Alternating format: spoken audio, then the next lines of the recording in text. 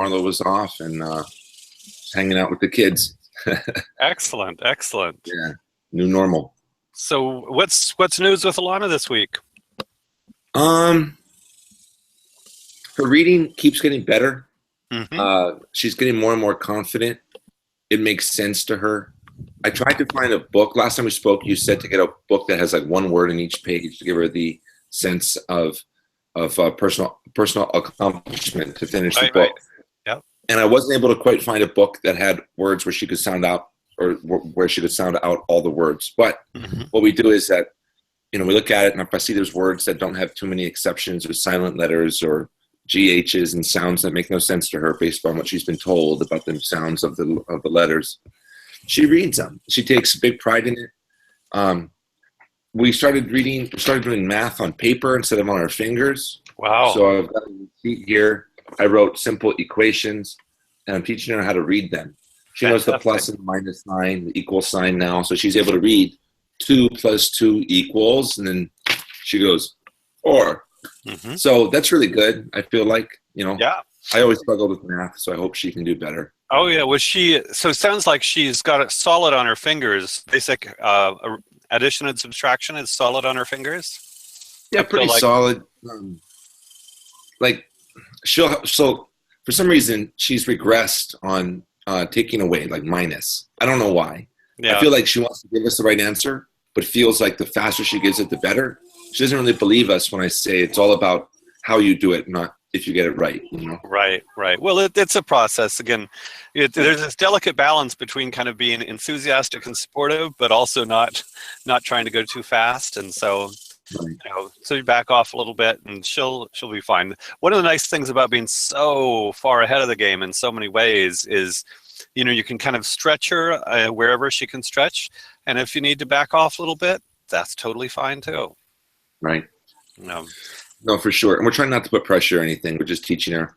But besides that, Alana has just been wonderful. She's amazing with her brother.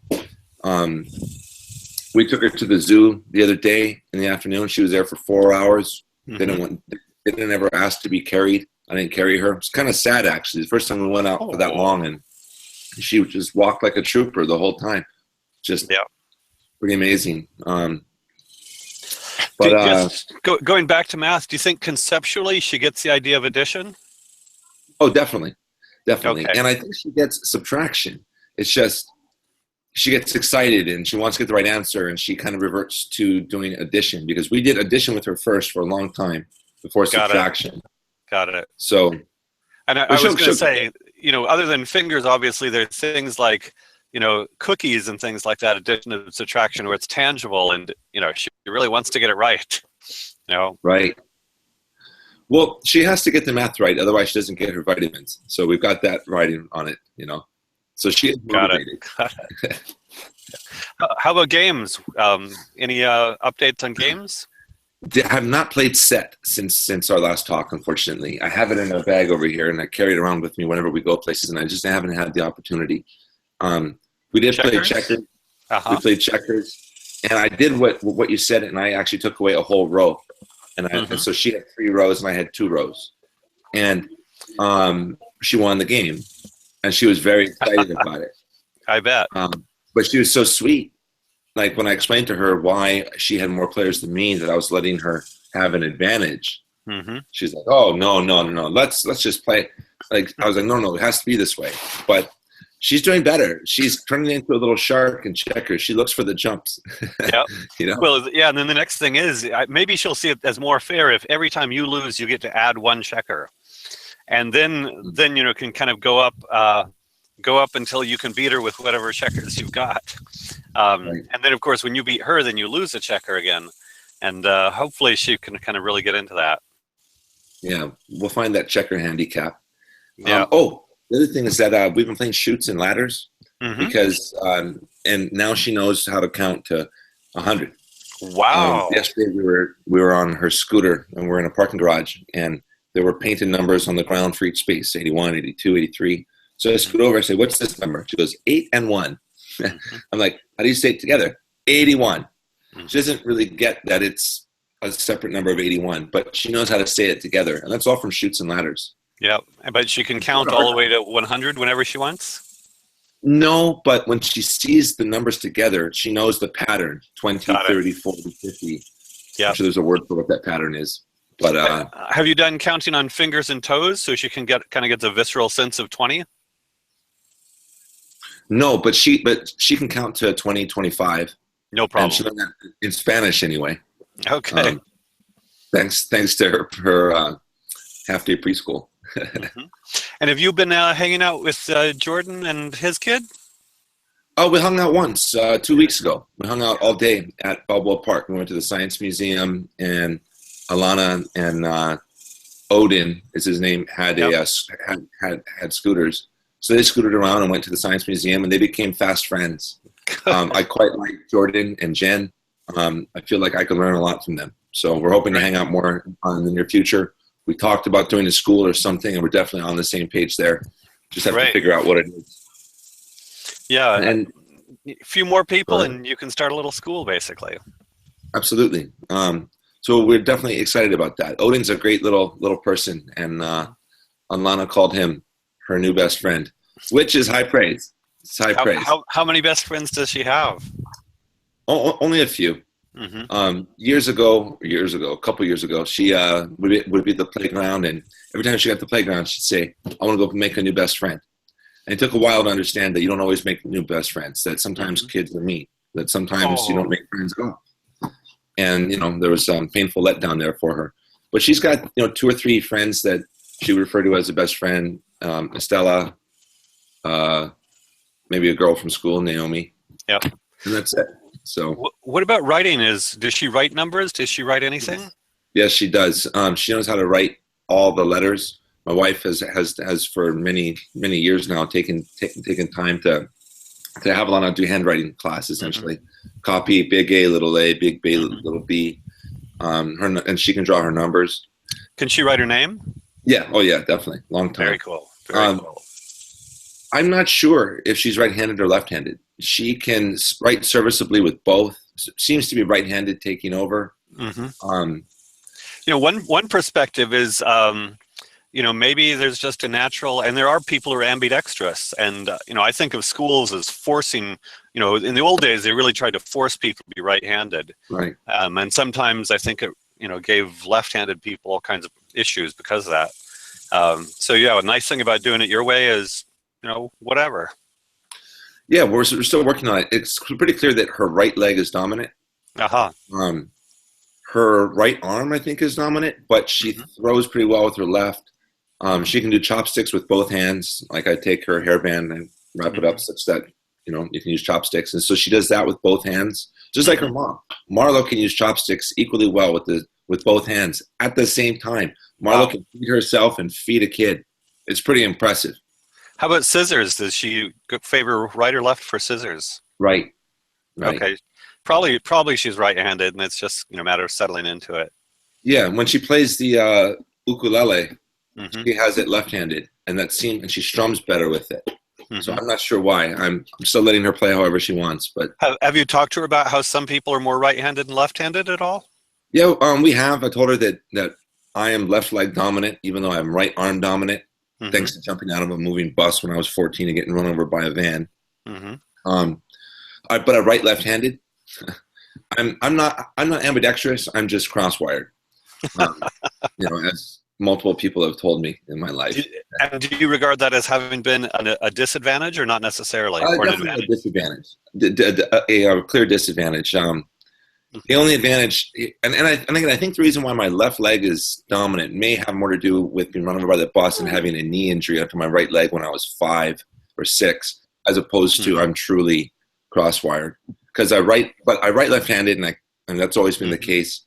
But I'm right arm dominant, so I'm not really sure why. But the only time it ever helped me is when I figured out that in wrestling, it was a big advantage to have my strong arm lead with my left leg, my strong leg in the back. Kind of had the best of both worlds.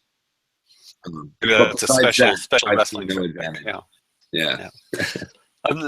I'm just thinking, I do think that you guys are just doing such a great job with Alana. Do you find that there are any friends or family that cause interference in terms of how or does your network, including your family, all interact with her pretty much exactly the way you want them to interact with her? Well, we don't have any family in San Diego, so we only see family when we're in Hawaii or elsewhere on the mainland visiting them. So, for better or worse, Alana and Logan don't have a lot of influence besides us. There's the babysitter who, 9 to 15 hours a week, depending, and the babysitter's family. And they're a wonderful family. Alana may pick up a couple of odd habits here and there. They eat candy. We don't. So Alana's had candy there, and that's fine. It's also the first place. Yeah. Alana also learned how to eat Mexican food properly, like how to roll up a tortilla in her hand and like scoop stuff with it. There you go. So, but mostly, go ahead. Magat and I want to create a school in Senegal, and one of the challenges in terms of training teachers there is there are all sorts of norms. There are still a lot of families where it's routine to there, and grew up, my dad hit me. It's not that long ago. It was normal here, so we don't want to make it a big deal. On the other hand, if you really care about these things, it's easy to jump into subcultures where things you don't want to happen are still normal. Right. And that's one of the problems. Because we can't live in a total bubble, and I like the fact that, hey, she eats sugar there, whatever. Yeah. At the same time, you can imagine some things, shaming and blaming and guilt and anger and aggression and right.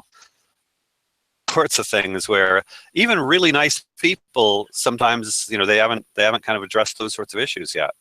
Right. Yeah, Alana is terrified of. She watched someone get a very, very mild whack on the butt after her cousin disobeyed her parents and played out in the street, in a busy street. Could have been hit by a car. Very dangerous. And her cousin got a well-deserved, aside from the peaceful parenting angle, slap on the butt. And it was by no means, over the top at all. And the look of horror and fear on my daughter's face as she looked at her uncle, who was a wonderful man. Like Alana, she's never been hit, right? She doesn't think that's normal. She's never been put in timeout. She'll go and sit with her cousin in timeout in solidarity until she's like forced to move. Very sweet.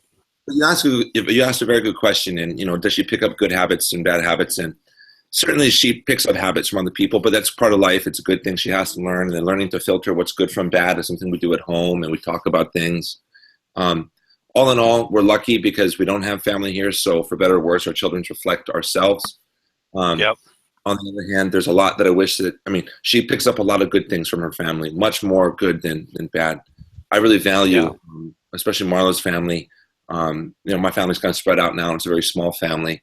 Marlo's family is a very big, happy family, and they're all concentrated on 2 islands. So it's relatively easy to see them all in one sitting. And Alana learns a lot, and she learns a lot about Hawaii and about Hawaii's unique social mores and whatnot. And Marlo and I are both born and raised there, so we tend to fall into that category, and I feel like it helps Alana understand us a little bit better. We'll see. Yeah, no, that's fantastic.